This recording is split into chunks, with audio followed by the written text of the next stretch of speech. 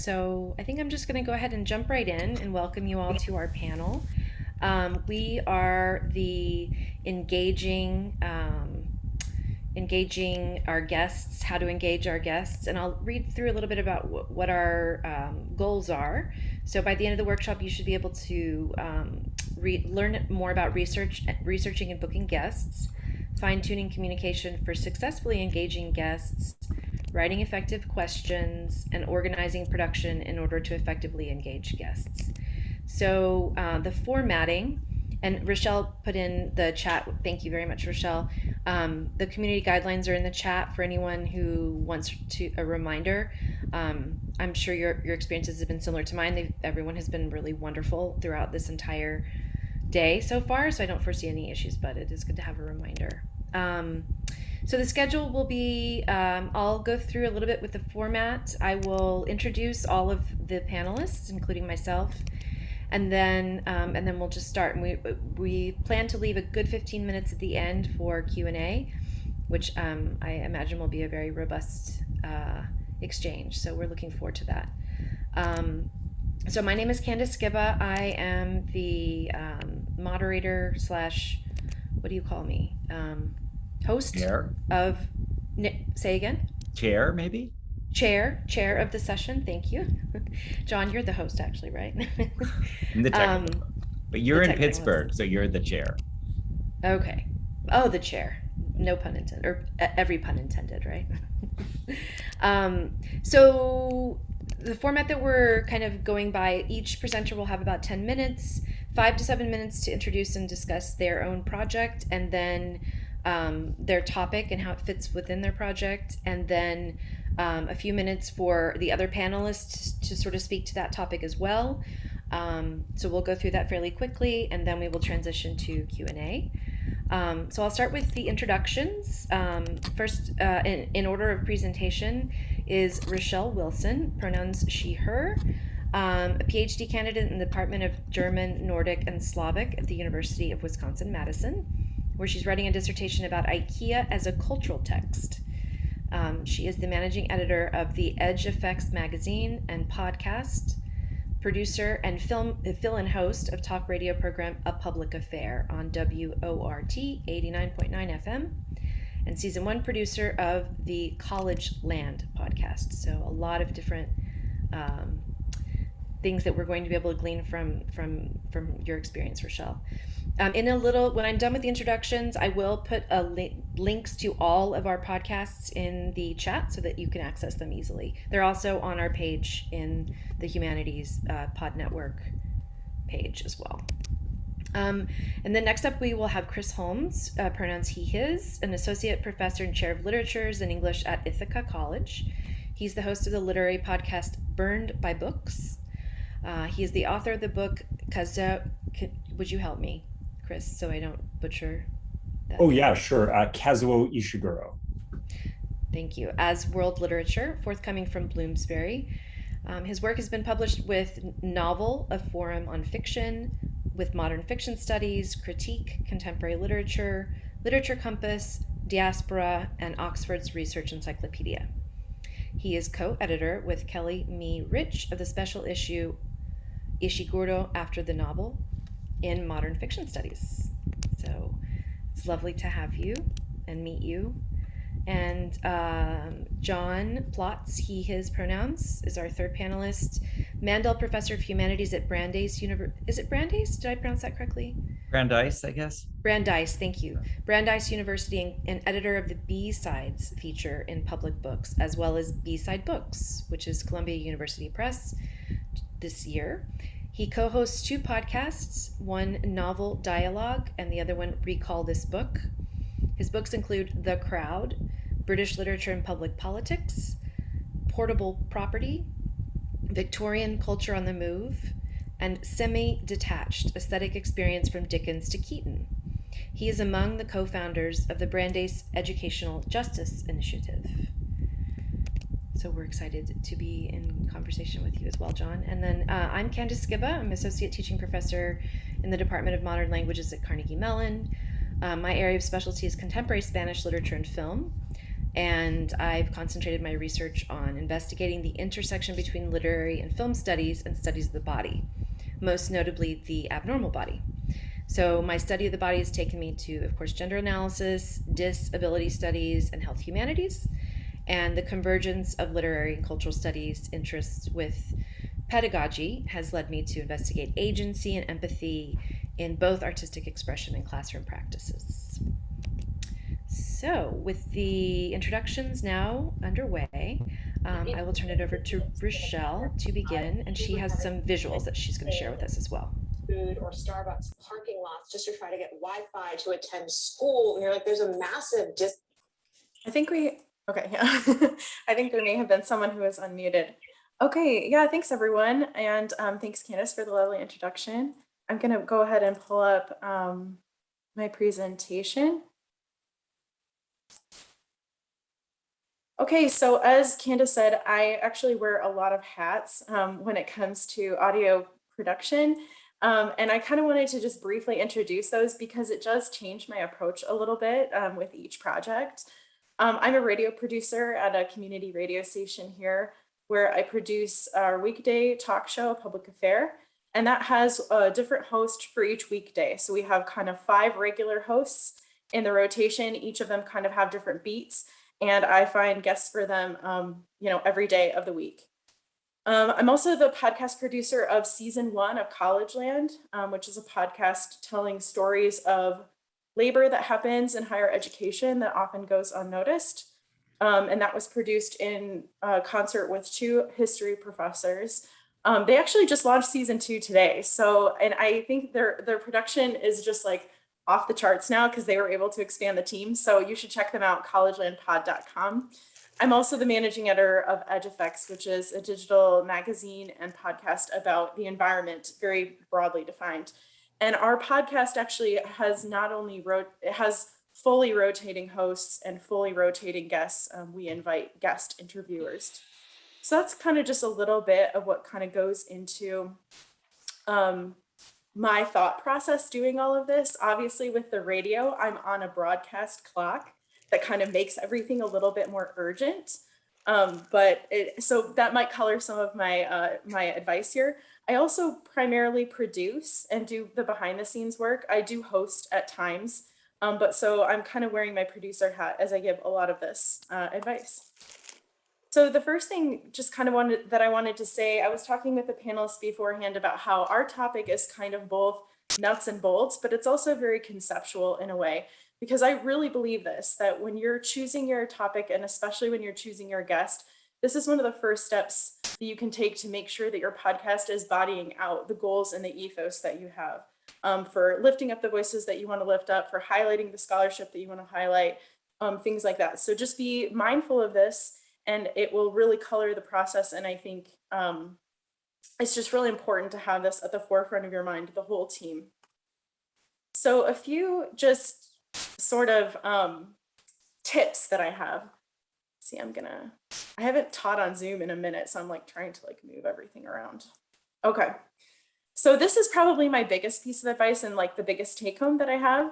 And that's that when you're seeking an expert, it can be really easy to just kind of go with the person who's on the interview circuit right now, who's really famous or who's really popular, or maybe even just someone who's really easy to get a hold of and happy to talk to the media.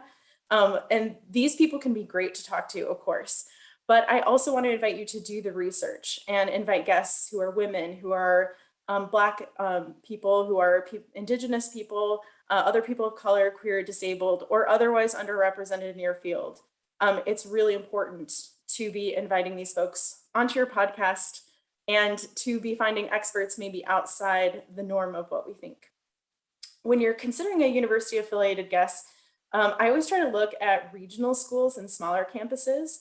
So I'm at UW-Madison, and actually here it's really easy because we have a big media and comms team who will tell you this professor can talk to you about the meaning of this election or whatever. And that's so easy and so nice. And yet I do the best that I can to look at I think 20 some other campuses in the University of Wisconsin system to find professors at those schools, at UW-Milwaukee, at UW-Green Bay, at UW-Stevens Point, at UW-Eau Claire. it's important to talk with these folks as well. So you can just be looking through their departments and not only the flagship schools. This applies also to authors. So rather than just all the big presses, you can look at small and indie presses and see who they're publishing, and that can be a great way to see new and emerging voices in the field. I say use your connections, and not just to kind of like phone your friend and have your longtime colleague come on the show, but they can often let you know who are the emerging scholars or the voices that you might want to be talking to. They might have graduate students, they might have other colleagues and other connections that you can kind of use as you're thinking about this.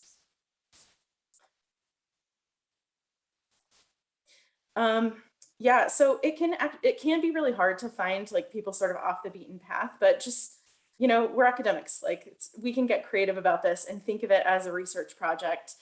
So consider looking outside the normal disciplinary boundaries for starters.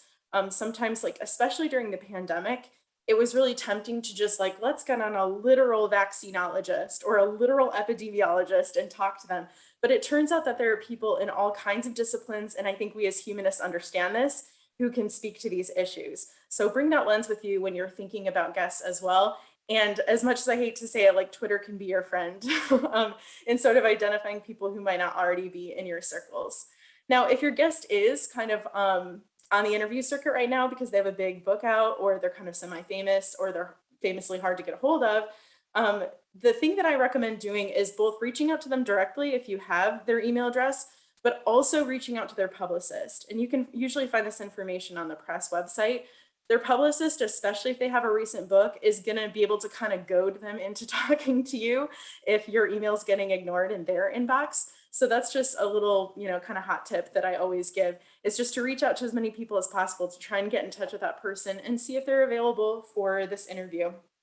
Now, when it comes to contact forms, I've actually been pleasantly surprised. Like, I kind of always think that it's just a waste. It's like, all right, I guess, you know, I'll reach out to this author on their contact form. But actually, occasionally they've responded, and sometimes even quickly.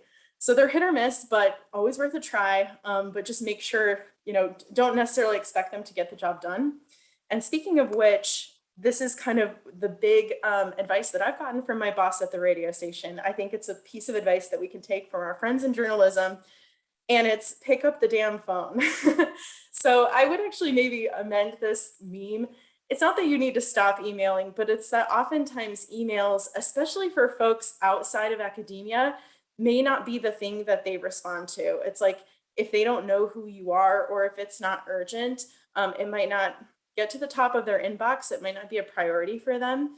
And so you'll find that if you give them a call, you kind of automatically get to get in touch with them that way. And I also think it's a good way to sort of establish a tone with them, that they can see that you're friendly, they can see that you're interested in their work. And this is especially true if you're talking to community organizers, activists, and folks who aren't used to talking to the media. Talking with them on the phone is great, and also be open to texting. There are a lot of communities where they prefer texting for communication. So this is what I always get said in the newsroom, and it can feel really awkward to like look someone up on white pages and they're kind of like, why do you have my number? But actually, I've never had anyone say that to me. When I tell them I'm a journalist, or when I tell them that I'm with a university, I've never actually gotten that question. So, and then I think some of this information is going to get relayed later, so I'll go through it really quickly.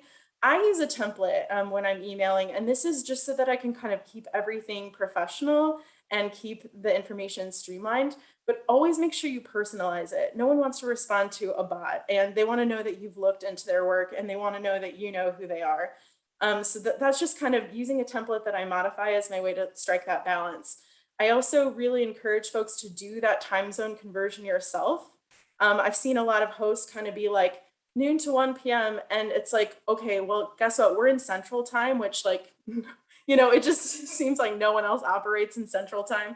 Even more so, I feel like if you're in Mountain Time, you're like, ugh, you know, so I think do that time zone conversion. And it's a little piece of attention to detail, but I think it shows respect to your guest. This includes, you can look up what time it is in London, you know, whatever it is, look up what time it is in Perth, make sure it's not the middle of the night for them. And also remember, we're approaching daylight savings. So even if you think you know it, that Denmark is 6 hours ahead, it might not be for a couple weeks. So keep that in mind. And then I suggest doing a short pre-interview if you have time and if the guest is open to it, and this is a way that you can get to know your guest and they can get to know you and kind of establish that rapport. Latif Nasser, I believe, also, recommended this practice. So yeah, and then I just kind of like popped up something up here. This is a really recent email template that I used. And as you can see, I try to make it look professional from the get-go, not including long bloated URLs, but rather, kind of using anchor text for links, bolding information that's important, doing that time zone conversion. And also, I think we can have a longer conversation about this later, but I sort of have opinions on how you address people at the beginning of the email. I don't believe in using Mr. or Ms., even though New York Times does. You always run into the possibility of misgendering someone. So I think it's best to use their first name or first name and last name, or title, known titles such as doctor or professor plus their name. So those are just a few of my tips, and we'll get to the discussion. Thanks so much. Thank you, Richelle. That was really great.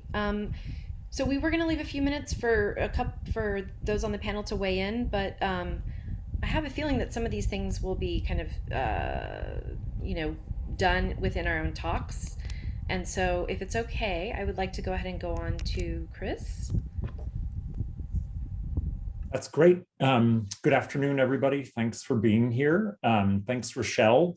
I'm going to say lots of things here that will endorse what Richelle has already said.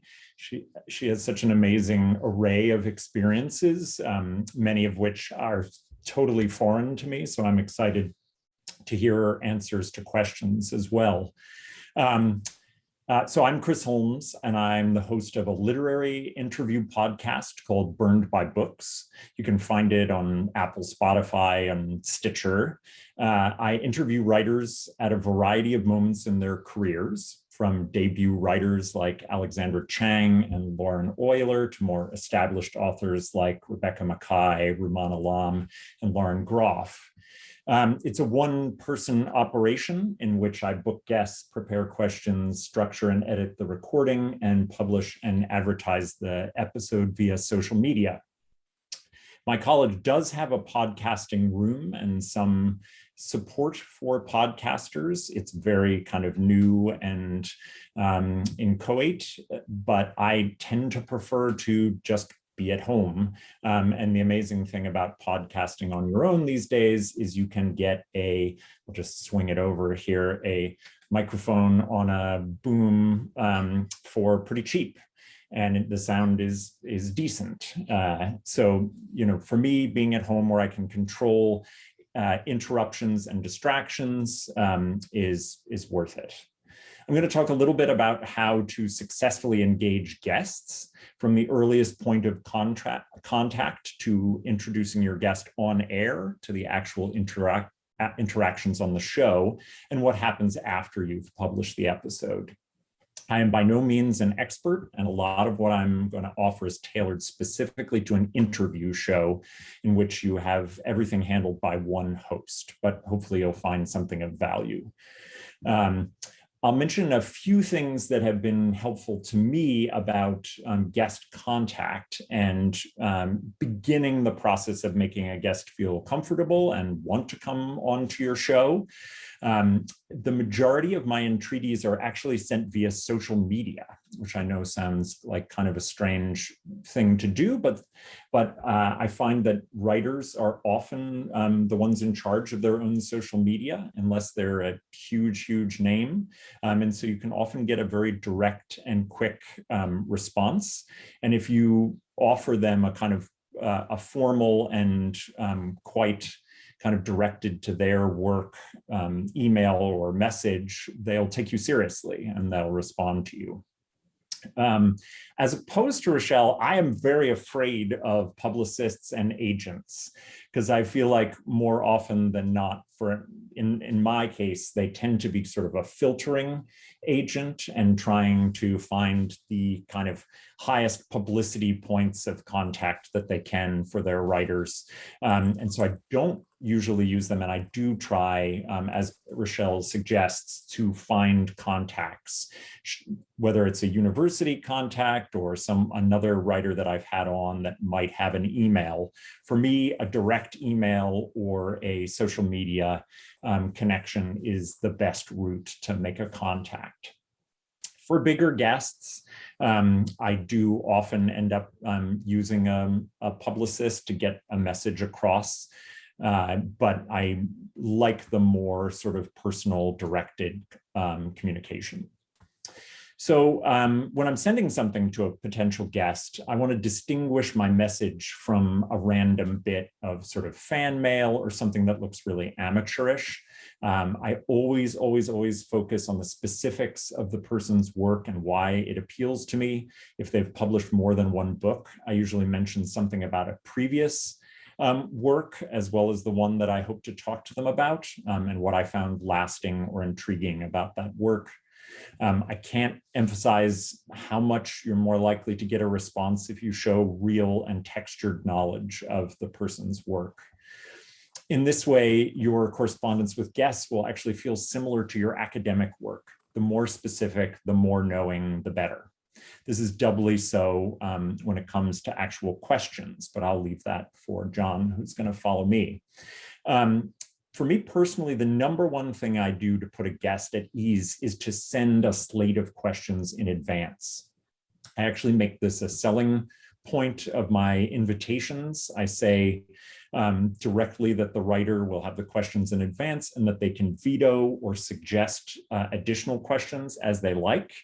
And the truth is only one guest has ever vetoed a single question, and they're normally just very happy to have the opportunity to prepare in advance. And never does it seem to my ear to be overly scripted. This is especially helpful if you're interviewing English as a second language guests. I'm expanding my work with writers whose books are in translation, especially Latin American-based writers, and giving non-native speakers of English questions in advance allows them to delve into more complicated subject matters more comfortably.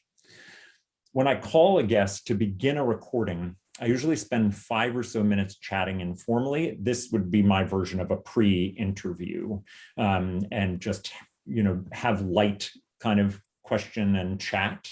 And I lay out some of the technological elements of the show and letting them know how long I'll expect the entire process to last, and when they can expect a fully edited episode to be published. Once you have them recording, I think the guest introduction itself is a catalyst to a great interview. If I'm inviting someone on the show, I already know that I esteem their work, and I also know that their appearance on my show is at least partially transactional. They want to attract readers, just as I want to attract listeners. This means that I put a great deal of effort into writing an introduction that acts as a kind of positive review for their most recent work. Something like a very short New York Times book review of the work that they've come to talk about. These can take up to 5 minutes, which may seem like a very long introduction for an author, but I do find that having the author see the host's engagement with the work does kind of set them at ease. So I don't want to veer into how to craft a set of questions, but I'll put forward that I plan ahead several kind of jokey or light sub-questions that can be used to fill in shorter responses from the author or simply develop an on-air rapport.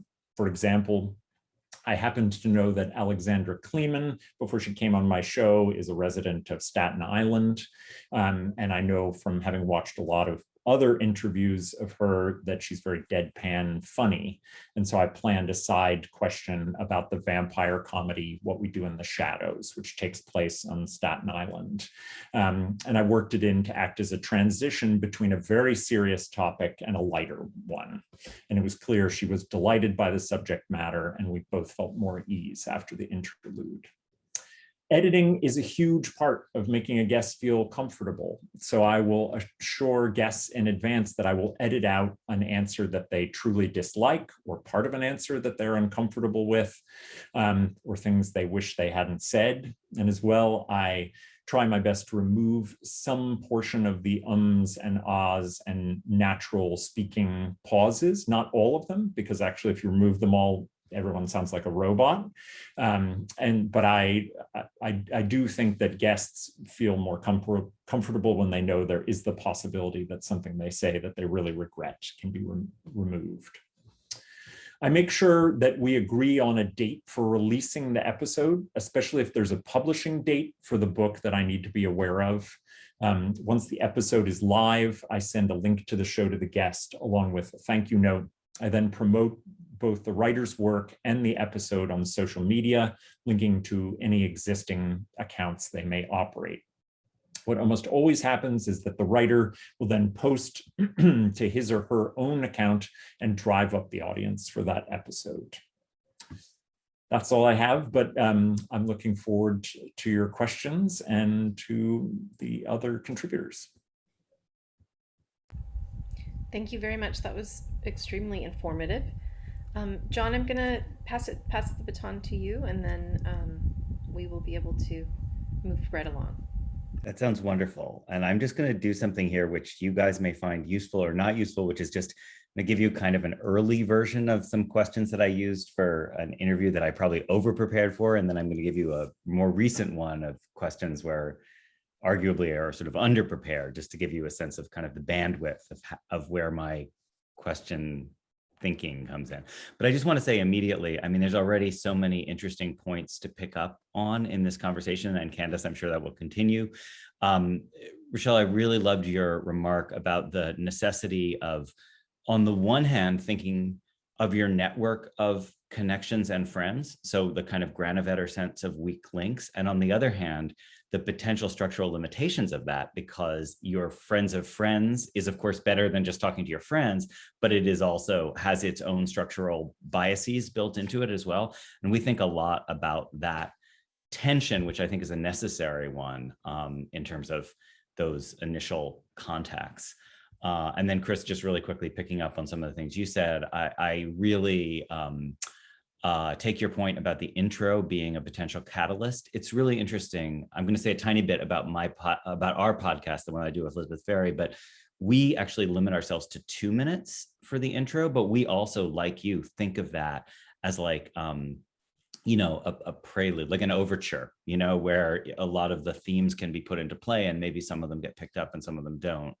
But it's great. And I take your point also, Chris, that the 5 minutes of conversation before the podcast itself can be a pre-conversation, but we do actually aim to have a genuine pre-conversation like a few weeks earlier. We don't always succeed in that because people have different schedules, but we love that moment of, and I agree with Richelle about the damn phone, you know, like the moment where you have a vocal connection with someone, because it's not just about, you know, first contact. It's also about establishing a rapport in terms of like where my voice and your voice are gonna connect.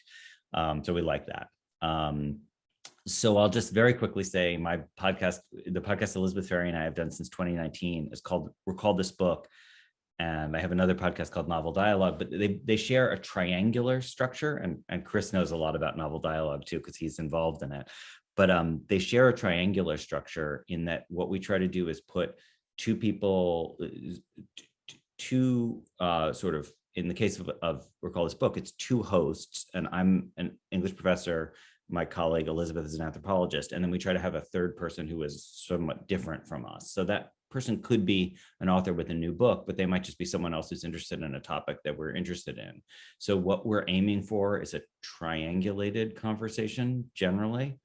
And that, you know, that inflects our thinking about our question selection, because we're mainly hoping for, okay, I mean, if I said the moment in Mrs. Dalloway, when Mrs. Dalloway sees someone beat back the curtains and go on talking, I don't know if that would resonate for people, but that's a moment in the novel where she says she knows the party has taken off.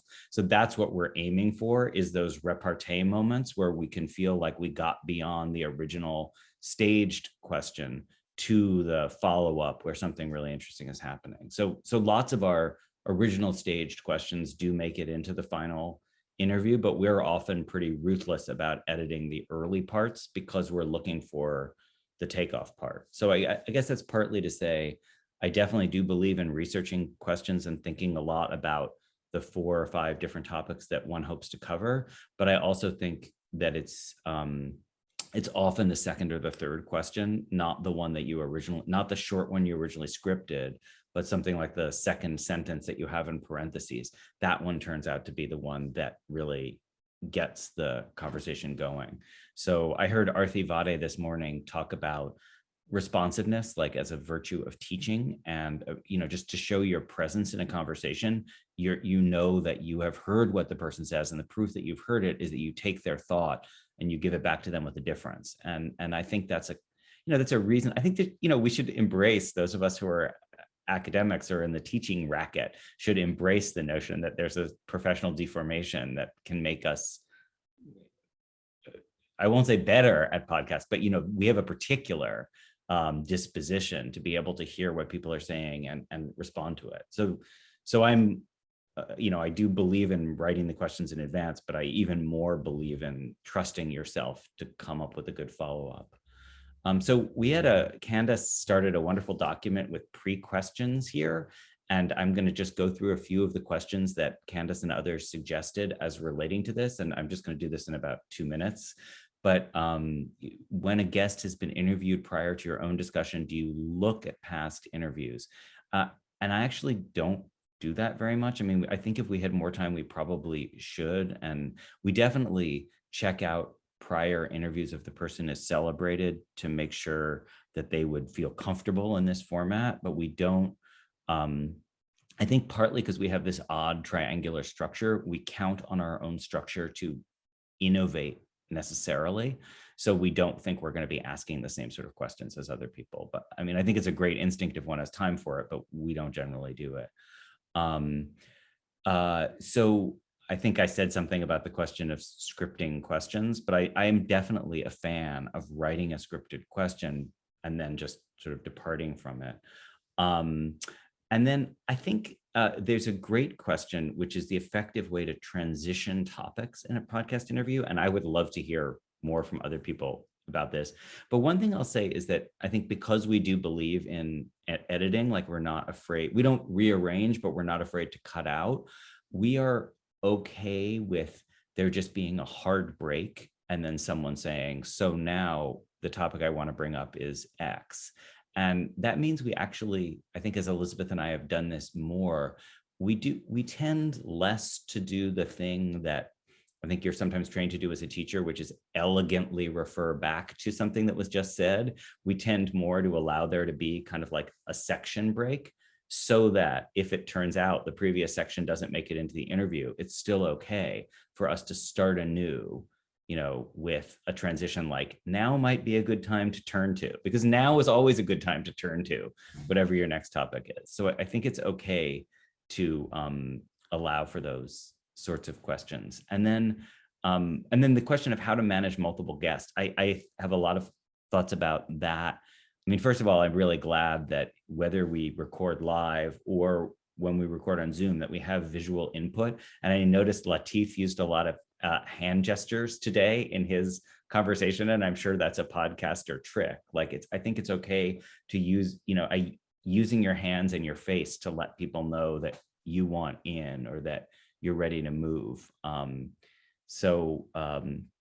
Those are some of the thoughts I have about engagement. And I guess the point I wanted to make with dropping in the 2019 and the 2021 is that I've gotten into the habit of writing, like the questions are more open-ended and they more are about creating space for the conversation to open up and for the person to feel like it's their voice that we are seeking, rather than hoping that they will supply the answer to the question that we've already thought out.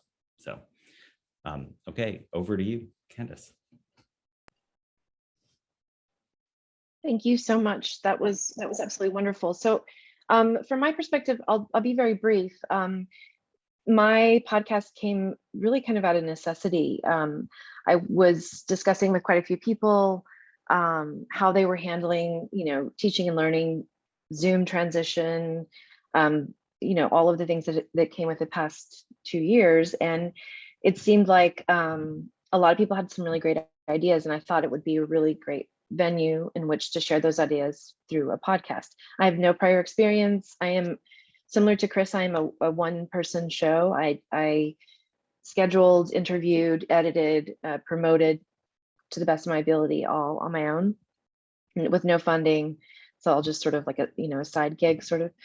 And so my topic is pandemic pedagogy. And what I've noticed when talking about pedagogy in general, and I don't know if this is true for literary analysis as well, but there tends to be such a hierarchical understanding of what it means to be a pedagogue, right? And so, those who teach in higher ed are put on a pedestal, whereas those who might teach, kindergarten are placed lower on the totem pole. And I think that's bullshit, excuse my French.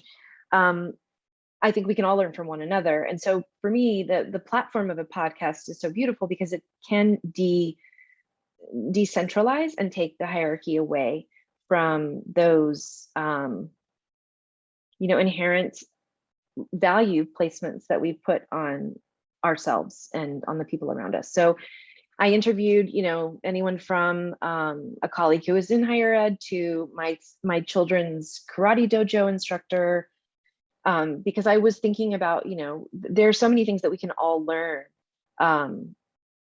in different formats, in different fora, and in different educational settings. So the things that I wanted to sort of focus on more than anything else, because I'm adding to, or just sort of referring back to a lot of the things that have already been said.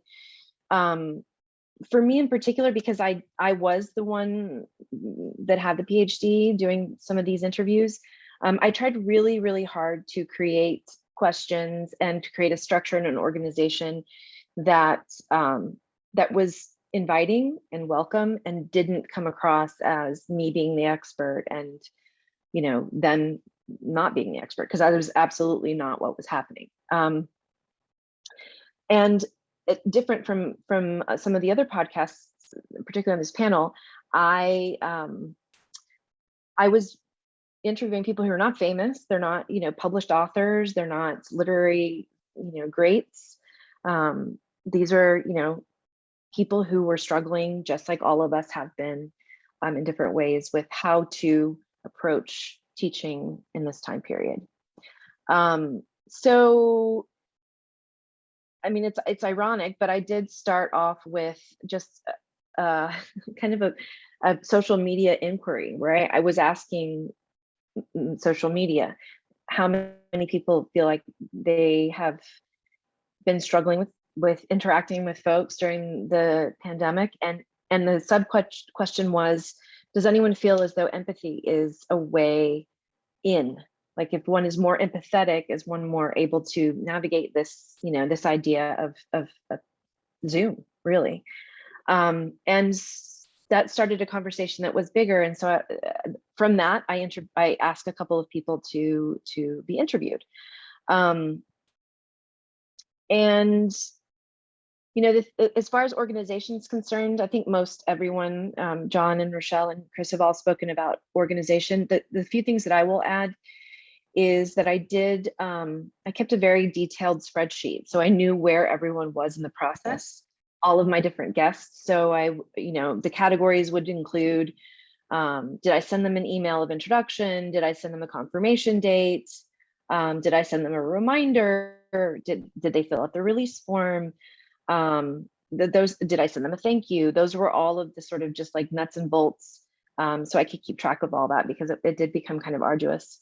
And then the final organizational piece that was so important for me was the fact that I used Zoom, but I did it only through audio, which I think is different from a lot of folks. And the reason I did that is because I wanted it to be an equalizing factor.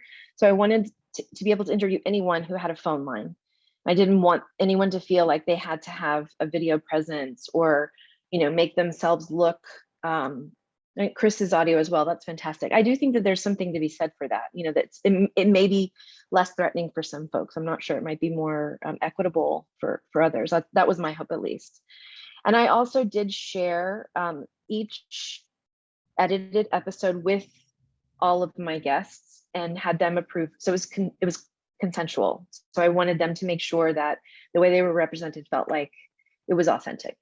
And so I don't know that that's always possible, but in my particular case, you know, it was what made the most sense, and it seemed to be the most ethical.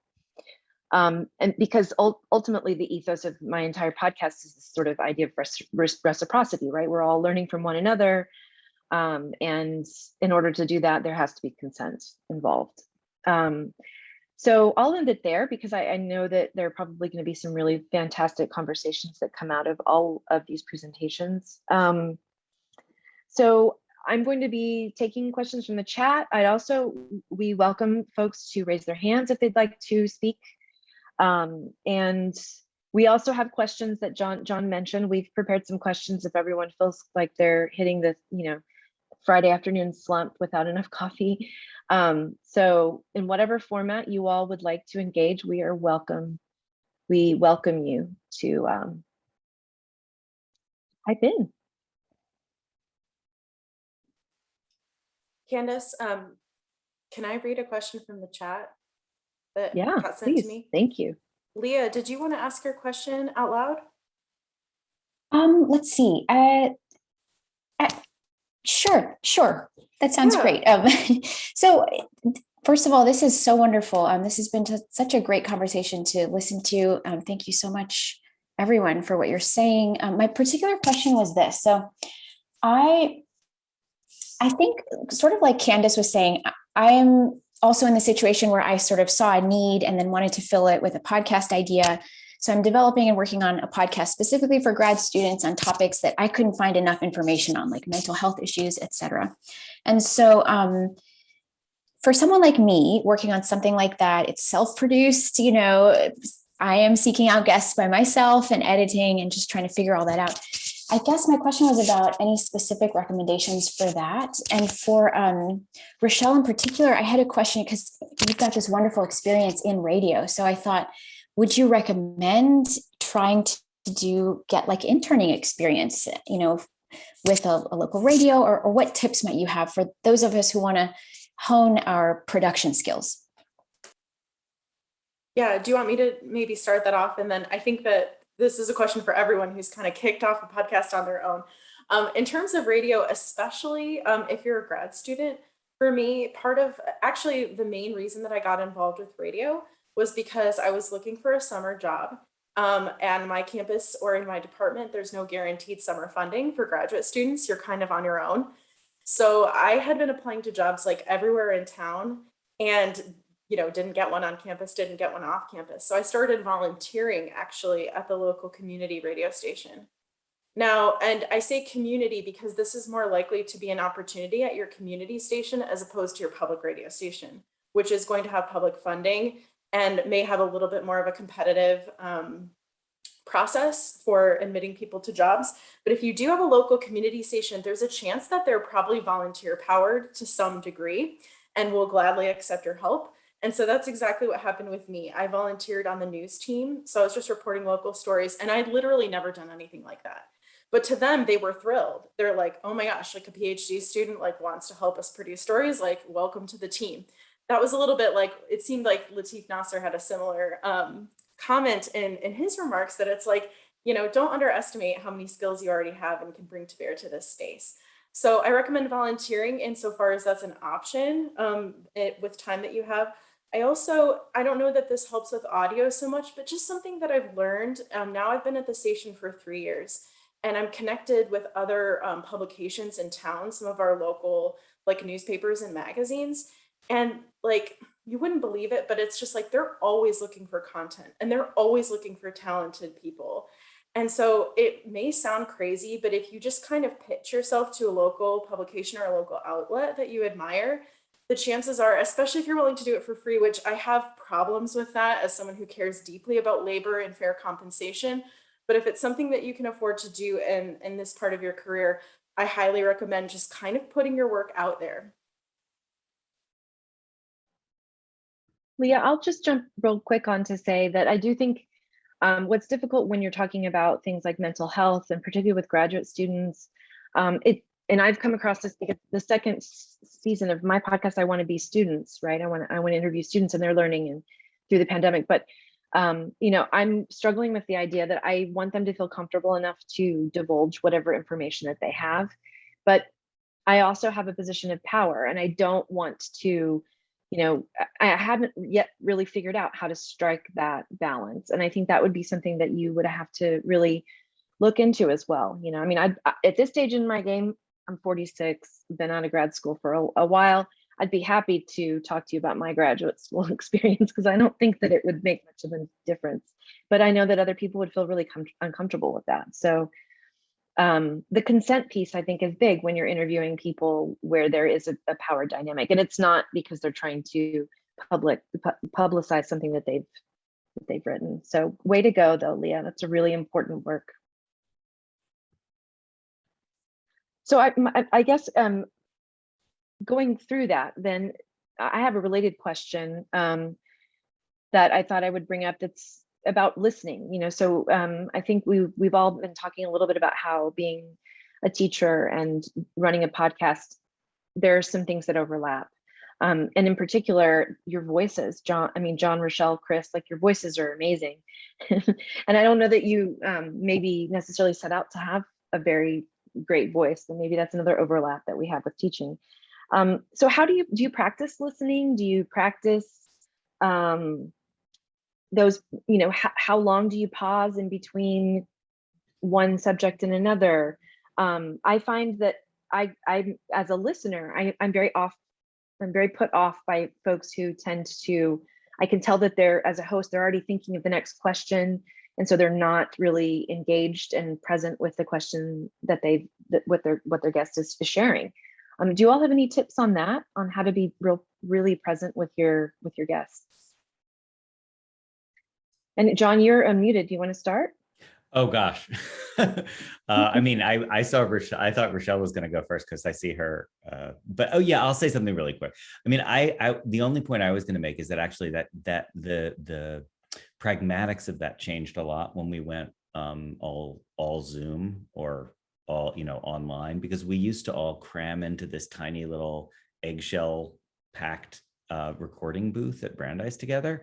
And when we did it live, I actually thought the repartee was enhanced by coming in over one another, because when you're in the same physical space, you can do that in a way that's non-intrusive, doesn't feel like there's no power dynamic. It's more like you're ahhing and affirming one another.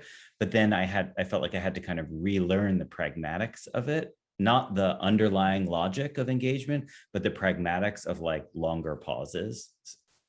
So that I'll just leave it there. Yeah. That's an excellent point. The pragmatics of engagement. That sounds like a good article. If you're doing your own editing, you will, one way or another, have a lot of time listening to the way that you make sounds when you are listening intently. And sometimes you will be happy with the kind of natural sounds that you make, and sometimes you will be very unhappy. And you'll have to figure out whether you can train yourself not to have those things. But yeah, it is both agonizing and a wonderful experiment to hear a lot of yourself in conversation with others. And I wish I had the experience that John had of having people in the same room, because I think that would be wonderfully energizing to it. A lot of times I feel like I have to conjure that energy, and I have to hope that there's someone who's willing to kind of be emphatic in an audio only way that will allow us to have a natural conversation. And sometimes it works and sometimes it doesn't. Yeah, I was going to ask if in production, if there's anything that also. Oh man, well, I echo what Chris says. Like, once you're editing something, you get to know all the ticks, whether it's you hosting or whether it's someone else hosting. And even with each guest, you're like, all right, I've got a lot of ums to deal with here, or whatever it is. So I think, yeah, you get to know that really intimately. So if you're not ever editing your own shows, maybe consider like giving it a whirl and just kind of going into that file and seeing how you sound. But I think, so one of the things I was going to say is actually a little bit something we had going on during the chat, which is like, do you like to have a video feed versus audio only when you can't be in the same room? Now, I say being in the same room is the best. I totally agree with that. I think if you're not going to be in the same room, I have erred on the side of recommending not to have a video feed. And part of that is because, I mean, I think there's even been some research about this, that people's attention kind of gets divided when they're on Zoom, and there's this kind of digital visual interface where there's also other things like happening in the application. And then there's the issue of then trying to be attentive to the audio and be attentive to the voice and be attentive to the actual conversation. So I think that it actually counterintuitively can put me at ease, and sometimes can put the guests at ease to not have to worry about that. And in radio, especially because, you know, sometimes I'm doing live radio where you can't edit anything. And so you just kind of need it to sound a certain way, like off the bat. So I would say consider experimenting with audio only if you haven't done that already, or if it scares you, just kind of see how it works for you.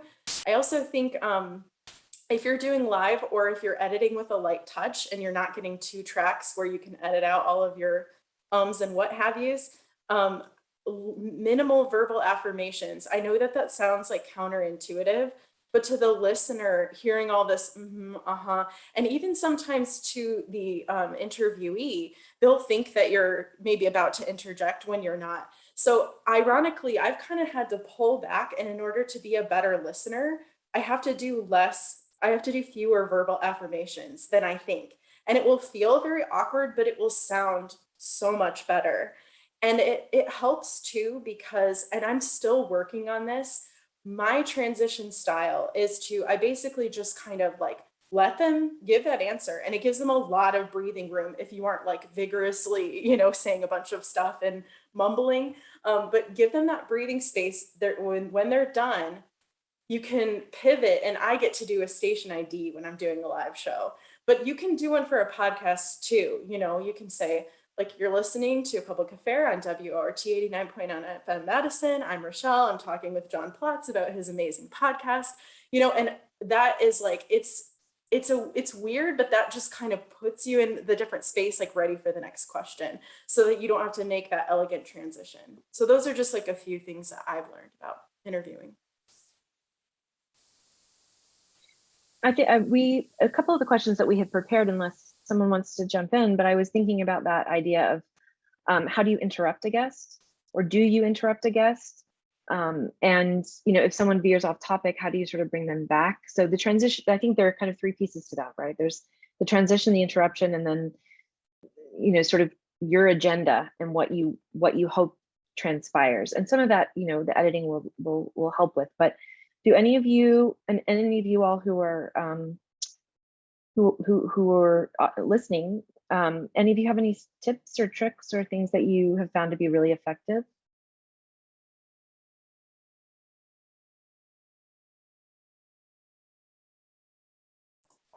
I'll pipe back in. I'm sorry to go twice in a row, but just to maybe let other people think for a sec. I was just at a webinar last night with Mitch Jeserich, who is the longtime host of Letters and Politics on KPFA out of San Francisco, or like the Bay Area. He interviews authors, historians, sometimes like politicians and activists, but he's very much in this space, and he's been doing it for a really long time. And I listened to his show a fair bit. And he was saying, you know, don't forget that you're that proxy for the listener. And it's true that if the guest is starting to say something that you don't understand as the prepared interviewer, there's a chance that the audience is not going to understand either. And that's a good moment. And when you interrupt, you need to signpost. Like, I can tell you're going somewhere really interesting, but can we back up? You know, what exactly is XYZ? Can you define that term? Can you flesh it out for us? You know, it's like you're that proxy for saying, like, hey, me and the listeners, like, we want to hear where you're going with this. And so kind of framing it that way, not necessarily saying it so much that way, but framing it in a way that you're going to kind of signpost what it is that you want them to do can help. Can I just echo that? I just wanted to say real quick that I quoted you in the chat, because that will become part of the video. I think the transcript of the chat will be included, and That's a really good point to highlight. Excuse This is really just affirming that point, Richelle, but I was like struck by one of the things that Latif said about wanting to do the interviews early on in the process of research when he was still proxy for the listener, in that he wasn't yet erudite on the topic. And I think one of the things I really like about a two-host model for us is that often one of our hosts gets to be the gee whiz, tell me more, pushing it, and the other host can play that role of like, well, I'm just a rube from the sticks, so can you just slow it down for me a little bit? And we can play off of one another in that way. And I completely take your point about signposting what the interruption is for. Yeah, I think that makes a lot of sense. Chris, have you had any of those maybe moments where you know that things are veering off, but you're trying to get them back, and maybe signpost wasn't, because you're a one person show, you don't have a second person to sort of intervene? I definitely, I follow Michelle and John exactly, and I think I agree entirely. My issue a couple times has been not necessarily that someone is veering off tangentially on some new topic, but that they won't stop talking about the topic that I'm very much interested in, but I know that it's both boring and I'm going to have to do a lot of editing, which I'm always trying to avoid, like having to edit a ton. And I actually haven't figured out the best way to really kind of, when I don't have the thing that I wish that they would say, other than what they're saying, and instead just want to like cut off the logaria of speech. But it's something I think I'll get better at, and I'll get better at interrupting and signposting that we're moving on to a new question. But those are two different problems. One is someone who is, has a million different things they want to say, and one is someone who really doesn't have a good sense of how long they offer a answer. And sometimes I think that comes with comfortability level as well, right? So I'm sure you all have had guests who, when they're uncomfortable, they tend to ramble, or conversely, they shut down when they're uncomfortable, right? And so, pulling people out of their shell is a big part of engagement, I think. And then maybe putting some people back in their shell a little bit is another. It's that balance. We have just a minute left. Does anyone have any pressing question that they'd like to, or comment? Or this has been really fantastic. I so much appreciate the opportunity to have this conversation with you all. And please check out all the podcasts that are in the chat. There's some really amazing things happening in the podcast and / academic world.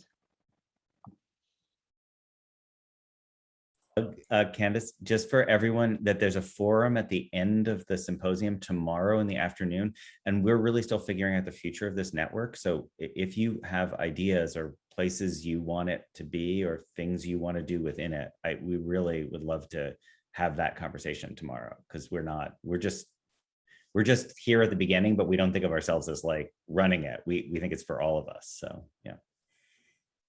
I love that. Thank you. And one last thing that I'll end with is, and I mentioned this in a chat earlier today, is that I think that's kind of our responsibility as humanists in a way, is to figure out ways to translate the work that we're doing intellectually to a wider audience, because now more than ever, it's necessary for people to remember what it's like to be a human, I think.